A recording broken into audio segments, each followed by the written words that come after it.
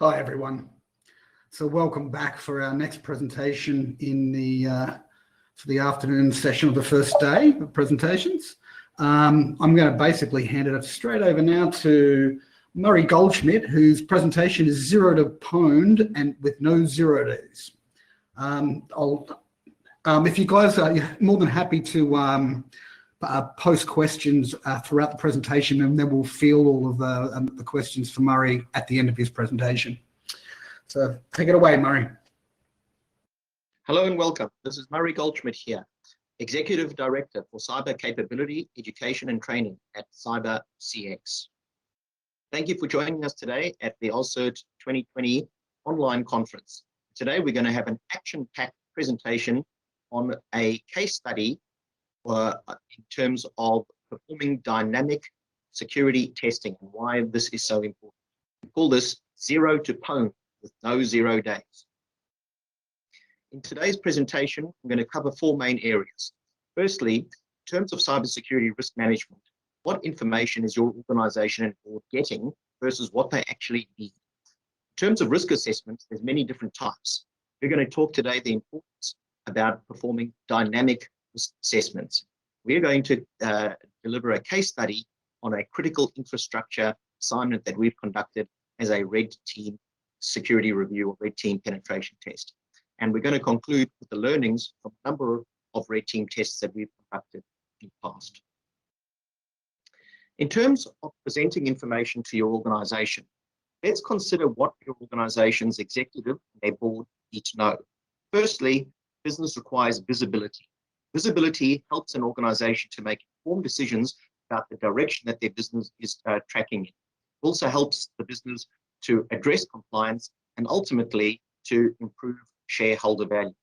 Now, if we look at some of the obligations that directors have, for example, the following graphic comes from the APRA standards. The organization has an obligation to understand about the implementation of security controls within the organization. The organization also has to demonstrate effective testing to demonstrate whether or not the controls are actually working. And ultimately, these two things together will be able to help the organization to identify their current information security capability maturity. If we think about security reviews in the past, normally these are done as desktop assignments, as you can see in this image. And normally the assessor, the risk assessor, will be using a methodology consistent with the graphic that you can see on the screen at the moment. The assessor is looking at a variety of types of risks and the extent to which they may apply to the business. Now, ordinarily, this is done through interview. The person is interviewing an executive in the organization. Now, I've done a couple of Google searches on risk assessments, and you'd be surprised as to actually what people are presenting and publishing on the internet. I just found this graphic over here. An organization published the results of one of their risk assessments. Now, if you look a little bit closer, you can see that this assessor has identified that the website in their organization is a critical asset. Clearly, if the website is down, the organization can't conduct their business. But now let's look at the vulnerability that this website presents to the organization. In this case, the assessor has identified that it is unlikely to be affected because the firewall is configured and has good denial of service mitigation in place. Now, anybody who knows anything about denial of service attacks would know that a firewall has little to no capability on its own to defeat or defend against a denial of service attack. There are many different types of denial of service attacks: volumetric attacks, state-based attacks, crypto attacks, and of course, application layer attacks as well. So a simple statement such as saying the firewall is configured properly and therefore will make the organization in a good position to defend against denial of service attacks. Therefore, the website is being a critical asset, is unlikely to be affected, would know that this risk assessment is essentially meaningless. And basically, the organization should take no value based on the assessment, this assessment alone. The problem over here is that the person who was asking the questions wasn't asking the right question. They didn't necessarily understand the type of security issues that would arise from denial of service. They just took at face value that a firewall was installed and the firewall might provide denial of service protection.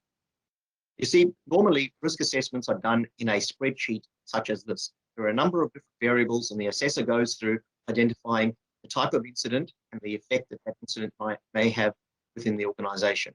Normally, that person then goes and crunches numbers, produces graphs, presents to the organization, and at the end of the day, they say hooray, and they've done their risk assessment. Is it really as simple as that? Not really.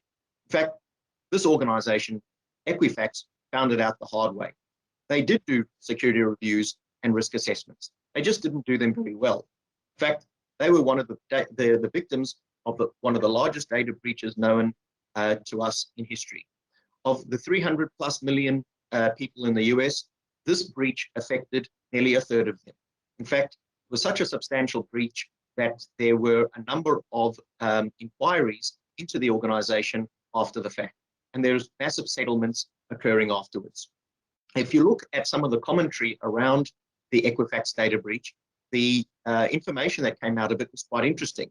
This report says that as a corporation that deals with personally identifiable information of over 200 million US customers, Equifax has a legal and moral responsibility to adopt an effective risk management program that ensures that their customer security is in place. Equifax alone is responsible for identifying and mitigating the risks associated with their assets, including the sites that they use and the third parties that they work with. Think about how you in your organization have an obligation to protect the information that you hold. Furthermore, they went on to say, for too long, organizations have whittled away at prudent security protocols like testing, implementing, and monitoring because they believe the steps will take a chunk out of revenue. Equifax is a perfect case study for this problem. Now think back to your organization as well. Does your mandate to get a product out to market or to get something online very quickly limit your ability to effectively test it? It happens more often than you can think. Let's look at what the Government Audit Office said about the Equifax issue, the Equifax breach. They identified 5 areas where security needed to be improved: identification, detection, segmentation, and a failure to rate limit database requests. Those are 4 of them. All 4 of those are technical requirements that need to be implemented in the organization. The 5th one, data governance, is the only non-technical control that could have been implemented to further secure this organization. Remember that the person conducting the risk assessment might not have come from a technical pedigree. And that's the reason why they identified things such as a firewall being able to prevent a denial of service attack, which we know it can't. So the important thing over here is to provide context for the assessment which you are conducting. And this is the reason why risk assessments cannot be assessed in a single dimension. You need a multi-dimensional review in your organization. And this assessment needs to be dynamic, not static. A static risk assessment, looking at the organization in a single dimension, in a single element, is not going to produce the context for the security of the overall organization. And this is where what we call dynamic testing comes in. You need to profile the organization extensively, identify the attack vectors that might be attacking your organization, determine your susceptibility to those vectors, understand what the response you would have and expect against the stimulus of an attack. And of course, you have to be able to change your approach on the fly based on the way that the organization responds. This will provide the most relevant information to your business to help you manage the risk or the context in which you operate. Now look back at the APRA requirements, for example. Remember, they said that you have to test the control effectiveness of the controls that you've got in place. Now some people might be asking, why? We bought all the technology. Well, look at this organization. They hired a security guard. Now, is this security guard actually going to identify any issues from the people that are coming into this premises? I don't think so. What you really have to do is understand all the risks in your environment. You've got to understand the cumulative effect of the risks, not risks in isolation. And of course, you've got to be able to identify interconnected risks, not treating all risks in a linear manner.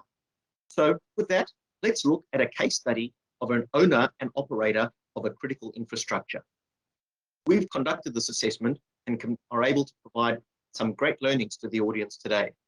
This is actually really timely to discuss at the moment. The Australian government is in the process of refining the requirements for protecting critical infrastructure and systems of national significance.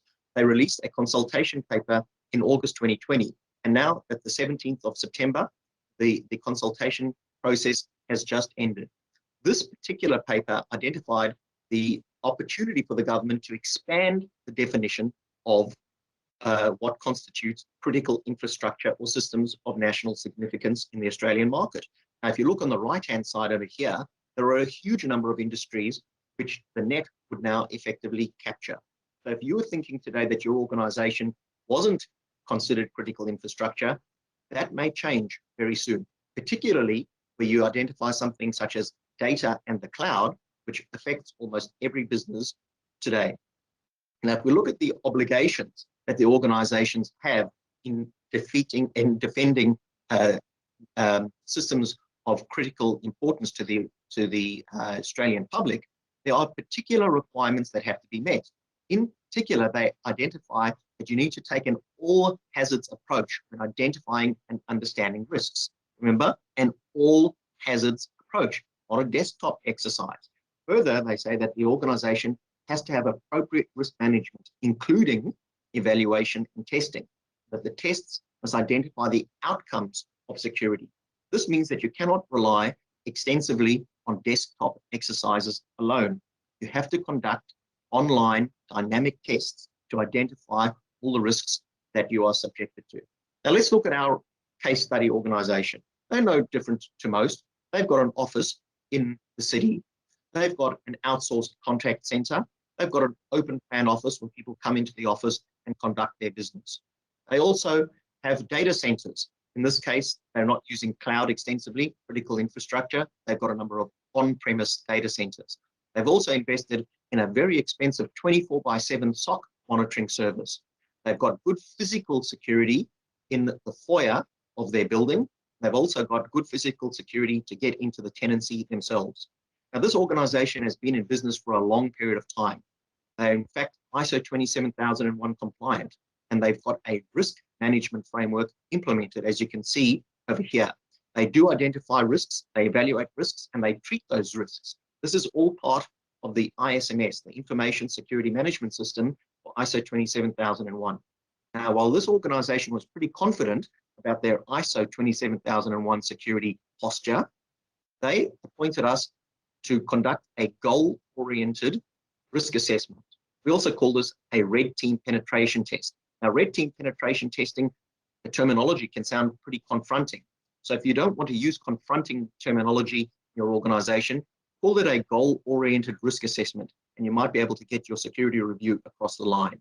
In this case, our client appointed us to achieve a number of particular goals within the assessment. Number one, to gain access to their network, then compromise their Microsoft Active Directory domain, then locate, access, and exfiltrate the primary data assets, gain access to their TLS private keys, and ultimately compromise the isolated system which was responsible for delivering critical services. And this was deep within their network and not publicly accessible at all. Our approach, we had to perform reconnaissance. We had to identify all of the footprint that this organization had online. We then needed to identify and craft some attacks, ultimately with the goal of having persistent remote access into the environment and then achieve each one of those 5 goals. So if we talk about reconnaissance, how did we conduct this?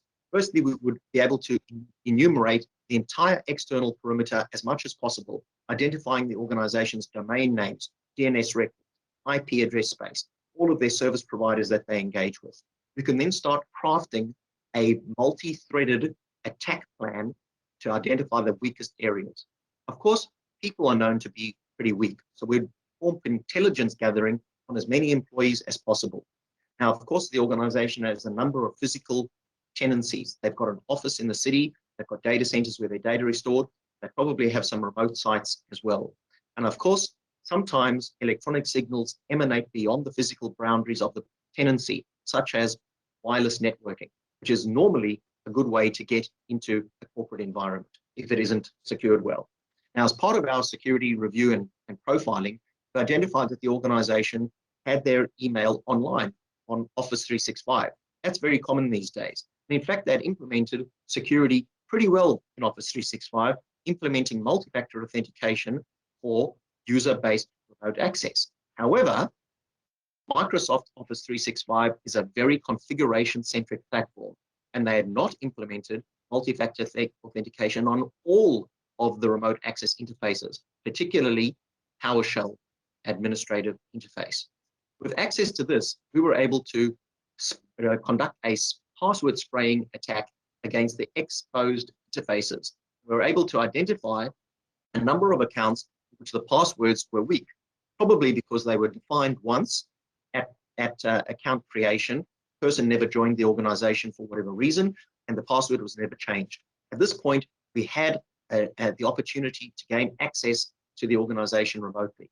However, we were then prompted with the organization's multi-factor authentication. But being inquisitive people, we weren't going to stop there. Multi-factor authentication is strong. However, configuration is normally where things get let down. And this wasn't an exception over here. This organization allowed us to install a local copy of Outlook, which we did. And if you look at the local configuration, they did not restrict your ability to enroll an alternative phone number in order to get the multi-factor authentication code.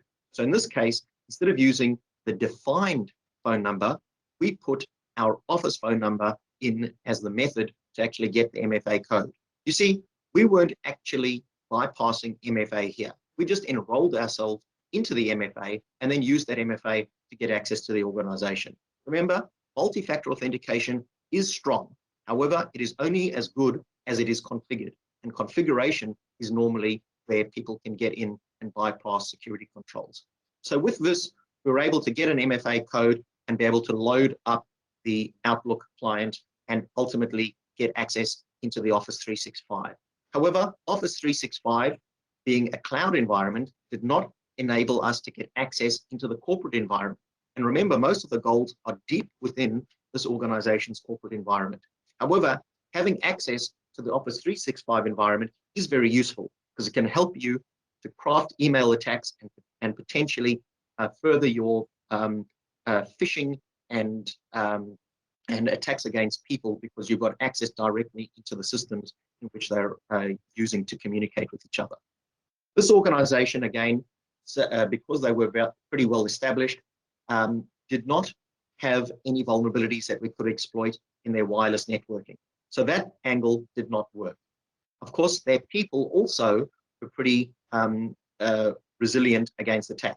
Our social engineering attacks, which normally work, and our phishing attacks, which would also normally work, did not work in this case.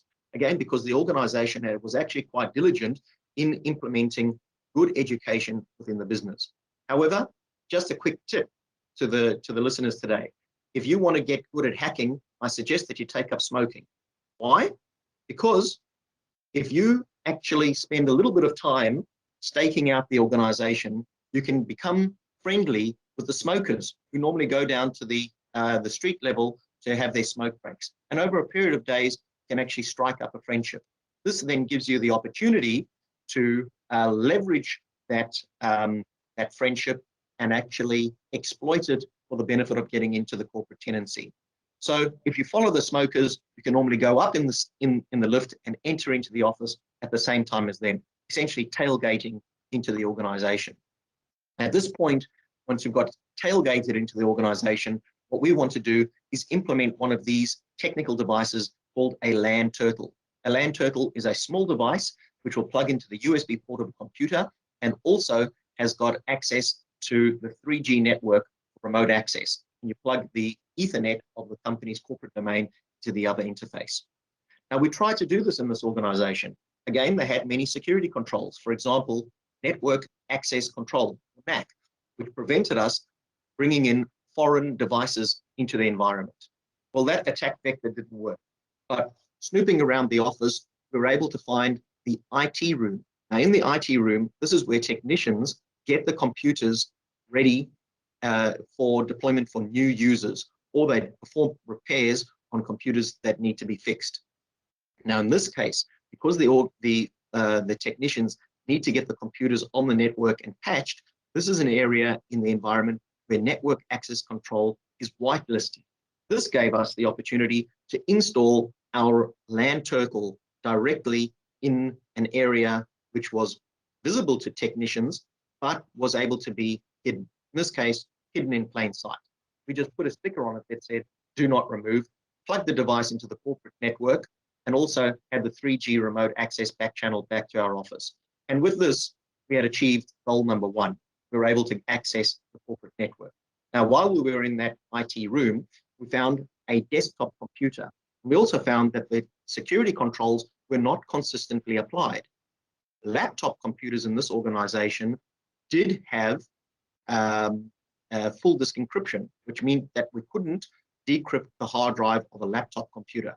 However, desktop computers did not have full disk encryption. This is a common mistake. All computers in organizations should use full disk encryption. So what we were able to do was boot an alternative Linux operating system on a desktop computer and then access the accounts that were used to access this computer in the past. And of course, the system administrator was logging in as the domain administrator. This gave us the opportunity to crack the domain admin password offline. And with this, we were then able to bind to the genuine Active Directory server in the organization with the domain administrator privileged access and pull out the entire list of users in the environment. We can use tools such as Mimikatz to do this. We could then take the time to crack all the passwords offline. This took a couple of days. While we had remote access to the environment, we were then able to finish the attack and compromise the entire domain. This allowed us to achieve goal number 2. Now we needed to snoop around the environment, trying to get further and further to achieve our other goals. We found a file server in this environment. And of course, being a very diligent organization, they were storing a lot of information. Unfortunately, there were no role-based access controls in the file server, which means that a lot of sensitive information was generally available to anybody who could get access to the file server. Now remember, at this point, we were actually still using a domain administrative credential. We probably shouldn't have been, because we had compromised all of the user credentials in the environment. But at this point, we still were using the domain administrative credential to actually traverse the file server. And at this time, this expensive 24/7 SOC offering should have identified that domain privileged credentials were being used for non-domain privileged access requirements. However, they were asleep at the wheel and did nothing. Now, this organization, again, as I've mentioned, had ISO 27001 compliance. Part of this requires good practices around change management and access control management. And they very diligently filled in a lot of information about access into the core data environment when they had upgraded the system. Now, we could use this information to our advantage because we knew the user who was the assigned administrator for that system, and we knew the target IP address of where that system was on the network. Now, unfortunately, this administrator was doing what we call password reuse. For convenience, this administrator was using the same Active Directory password as password to access the system, which was not connected to the directory. So with a password reuse attack, because we had compromised the entire domain, we then were able to use that credential to access the critical server. And at this point, we then extracted all of the data from the system. Now, of course, this data was still encrypted because I remember the organization had quite diligently implemented a lot of security controls. Now, how do you decrypt the data if the data is encrypted? Well, you have to find a decryption key. But remember, our administrator was logging in as domain administrator. We had the domain admin credential. We were able to find the online enterprise grade web-based internal password vault. And within this password vault, we were able to find the keys that were used to encrypt the data, and that same key to encrypt the data could be used to decrypt the data because it was symmetric key encryption and decryption. Now remember about the guy, the security guard that's not really doing very much.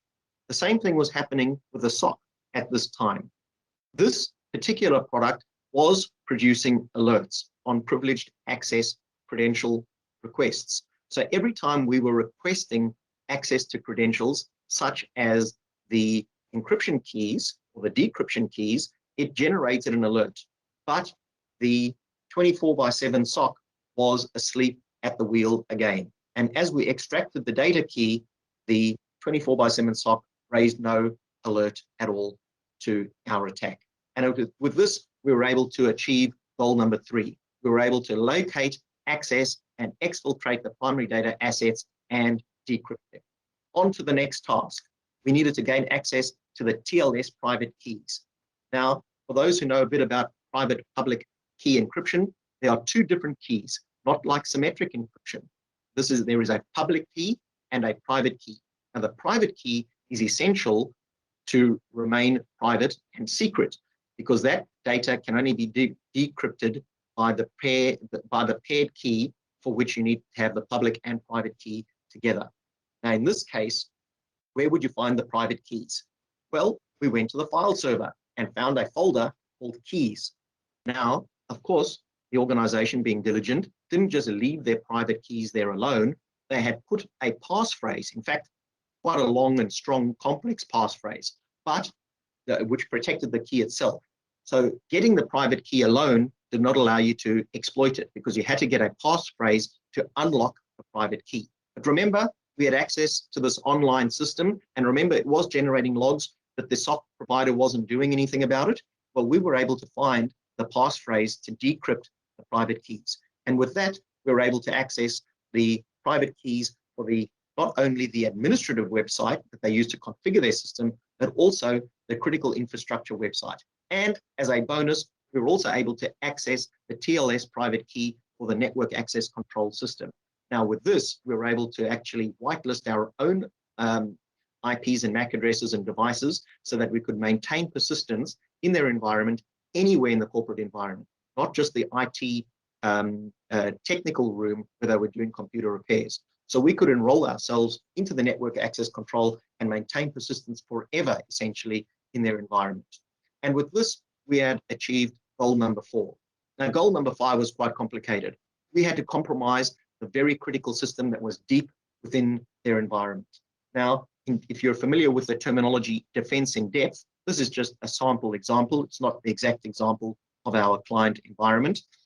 The idea of defense in depth is that you've got multiple layers of controls to get to a sensitive system deep within the network. And you've essentially got to zigzag your way across the environment to ultimately get to your system that you need to target and attack. Now, we were able to get a blueprint of the environment because, again, the information was published on their file server with little to no access controls restricting access to the information. And while that should have raised an alert, the SOC was none the wiser to us traversing the network or getting documentation out about how the environment was set up. To make things a little bit more complicated, there was a VPN between 2 firewalls, not a public VPN, an internal VPN, but the user credentials to use the VPN to traverse to get into the sensitive part of the network was bound into Active Directory. Now remember, we had compromised the Active Directory, so we had the credentials to be able to create a VPN. What would have been better at this point was if the organization had used multi-factor authentication to initiate the VPN. However, it probably would have just added a little bit of time to our attack because since we were domain administrators, we could have enrolled ourselves as into the MFA system and ultimately would have been able to get into the VPN as well. It just would have added some cost to our attack. So at this point, we were able to find the ultimate server which ran the critical infrastructure. Now, this server was not on the domain. It was hosted independently and had an independent username and password. And it was also not subject to password reuse. We tried all of the domain passwords that we could. But what we did find was that there was a local password database, not the centralized online web password database, but an independent encrypted file. However, it was strongly secured and encrypted, and we could not crack that password safe in a reasonable period of time. However, we did find what's called a roaming profile for the administrator. Now, a roaming profile is a directory in Active Directory that allows the administrator to have a consistent look and feel no matter where they are in the corporate environment, because the profile, the environmental profile, roams with you as you move around the environment. Now, in this roaming profile, we were able to find what is called the Firefox online credential cache. Now, of course, rule number one, guys, never, ever put your password into a browser and allow the browser to remember it. It's great for convenience, but it's really, really bad for security. Most of these tools do not have good security protocols for protecting credentials within the browser. We were able to find a vulnerability in the Firefox product, and we were able to actually crack the passwords in that were on that particular device. Now, this administrator unfortunately had saved his credentials in that Firefox password safe, and with that, we were able to get elevated administrative privileges directly into the ultimate critical system deep within their network. And with that, we had achieved all of the goals. Now, we call this a living off the land attack because all goals were achieved without exploiting any vulnerabilities.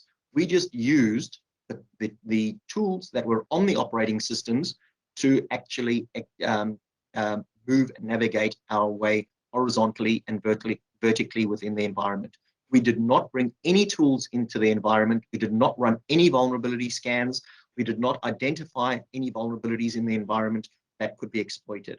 It all arose from getting physical access into the environment and getting a device onto the network. And from there, we were able to move and control the entire attack remotely. Now, this organization, remember, had a number of good security controls in place. They were ISO 27001 compliant. They did have good network access controls. They did outsource their security monitoring to an external party. They had technology galore. They had firewalls, VPN, vulnerability management, anti-malware, every sort of endpoint software you can think of. They did have multi-factor authentication on remote access. They did have multi-factor authentication on email. They did have strong passwords. They did have a password vault. They weren't storing their passwords in an Excel file on a file server. And they did have good privileged access management controls, but they weren't monitoring them properly. They did have good physical security controls in the office environments. However, they were let down by a few things. Number one, we were able to get physical access to the office by becoming friendly with the smokers and ensuring that we could actually tailgate into the office. They had assumed that they had good security controls in Office 365, but we were able to bypass them because they never tested it themselves. Their MFA was not correctly configured. They were using privileged access credentials to do maintenance jobs, which they shouldn't have. And we were able to exploit that. And remember that they didn't have good BIOS security because they were not consistently implementing full disk encryption on desktop computers and laptops. And of course, they were doing that number one cardinal sin, password reuse. That'll get you every single time. Ensure that you don't reuse your passwords across systems. You always have to have an independent, unique, long and strong password for every single system that you use. And of course, once the domain is compromised, everything fell like falling dominoes. And of course, unfortunately, that very expensive 24/7 SecOps provider was asleep at the wheel. They might have been getting alerts, but they required manual intervention. It wasn't automated. And manual intervention is normally where things go wrong because people actually can't identify and respond to the threats at the speed at which they need to. And of course, they had a lot of sensitive information on their file server. The information was good and consistent with their ISO 27001 requirements to document everything, but they did not put role-based access controls. They did not encrypt that data or prevent access into that data only for particular users. So we were able to find all the information about the systems that we needed. Now remember, this organization did have good risk management and they were doing assessments like this one over here. But the problem with a spreadsheet or desktop-based risk assessment is that it is linear and static. What you need to do for an organization like this is consider the security of the organization in the context in which the organization operates, not within isolation. Isolation looks at each security issue on its own. But remember, the organization is an ecosystem of security technologies and an ecosystem of systems. Therefore, looking at something in isolation is not going to give you the full picture. Remember, this organization had no vulnerabilities. They were diligently patching everything. They were really actually good on their security operational tasks. But we didn't actually have to compromise any vulnerabilities because we just used the systems that were native in the environment, as I demonstrated, to move horizontally and vertically within the business. Therefore, what this demonstrates is the requirement to assess your risks dynamically. Now, a dynamic risk assessment is another way of calling a red team penetration test. A red team penetration test, as we've indicated over here, is a multi-threaded, parallel, goal-oriented security review. If the term penetration testing or red team testing is a little confronting for your organization, call it a dynamic risk assessment, and it's more likely to get across the line. Now, if you don't want to look at this only from the perspective of the attacker, you can look at this from the perspective of the defender as well. This is called a blue team assessment. And in this case, this organization really did need some blue teaming because they were logging and producing alerts on a number of activities, but they just weren't acting on them. And that's because they probably hadn't tuned their systems and had never actually bothered to test the scenarios against which the systems were implemented to secure. And when you blend a red team assessment with a blue team assessment, you get what we call a purple team assessment. Those are the blended colors together. And that's where you look at things from both the attackers and defenders' perspective. And that's ultimately where I recommend that you get to in your organization. With this, let's just do a quick summary. 3 quick takeaways. Number 1, cyber risk assessments require context. You need to understand your environment, your business systems, and the attack vectors that are likely apply to you specifically. Do not rely on just doing things in a generic manner as a desktop assessment. A risk assessment is really only as good as the scope of what you're looking at. Choosing a narrow scope will only protect you against a subset of possible threats. You really need to look at all of the threats and ask the right questions, not just a bunch of questions that come off a spreadsheet. Remember, you have to apply the risk assessment to the context for the organization and the context for the environment in which you operate in. And attacks generally exploit technical weaknesses and people. Buying technology doesn't fix this. Most of the issues relate to configuration and implementation and ongoing management. So there is an element of configuration management that needs to be secured. And of course, people in general are the weak link. Now, you need to ensure that there is adequate ongoing cybersecurity education and therefore cybersecurity literacy within the business. And that requires what we call boardroom to basement security education approaches. You need to have everybody cyber literate in your business to develop a cyber secure workforce that you need to ensure that your business is resilient. You need this at the board level. You need this at the executive level. You need it at an administrative level. You need it at a development level, and you need it at a functional level for every single role and function in your business. Education is the #1 priority today. And with that, I'd like to say thank you. My name is Murray Goldschmidt, the Executive Director for Cyber Capability, Education and Training at CyberCX. My details are on the screen now. Please feel free to contact me at any time, and I'd be pleased to discuss your security requirements with you or any questions that you've got about this presentation. Thank you very much and have a great day.